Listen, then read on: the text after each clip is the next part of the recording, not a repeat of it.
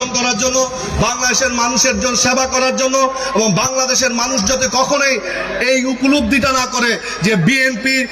ওই পূর্ববর্তী স্বৈরাচার সরকারের মতো কিছু কিছু নেতার আচরণে বিএনপি যত প্রশ্নবিদ্ধ না হয় সেদিকে সবার প্রতি দৃষ্টি রাখার জন্য আমাদের দেশনায়ক তারেক রহমান নির্দেশ দিয়েছেন। আমরা বিশ্বাস করি আমাদের নেতা জনাব আলহাজ মোহাম্মদ গিয়াসউদ্দিন নারায়ণগঞ্জের বিএনপি নেতৃবৃন্দকে যেভাবে সুনির্দিষ্ট দিক নির্দেশনা দিচ্ছেন, এটা যদি আমরা সবাই ফলো করি তবে বিশ্বাস করি যে তারেক রহমানের যে স্বপ্ন দেখেছেন উনি বাংলাদেশের মানুষের জন্য, বিএনপি যে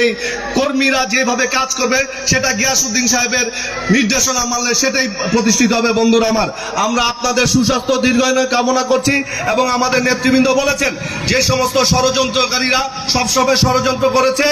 এখনো করছে, ভবিষ্যৎ করবে, তাদের বিরুদ্ধে আপনারা সবসময় সজাগ দৃষ্টি রাখবেন সেই প্রত্যাশা ব্যক্ত করে আজকের এই সিদ্ধিরগঞ্জ থানা বিএনপি যে সুন্দর অনুষ্ঠান আয়োজন করেছে তাদেরকে ব্যক্তিগত তরফ থেকে ধন্যবাদ জানিয়ে বক্তব্য শেষ করলাম। ধন্যবাদ সবাইকে। বাংলা জিন্দাবাদ, বাংলা জাতীয়তাবাদী দল জিন্দাবাদ, শহীদ রাষ্ট্রপতি জিয়াউর রহমান অমর হোক, দেশনেত্রী বেগম খালেদা জিয়া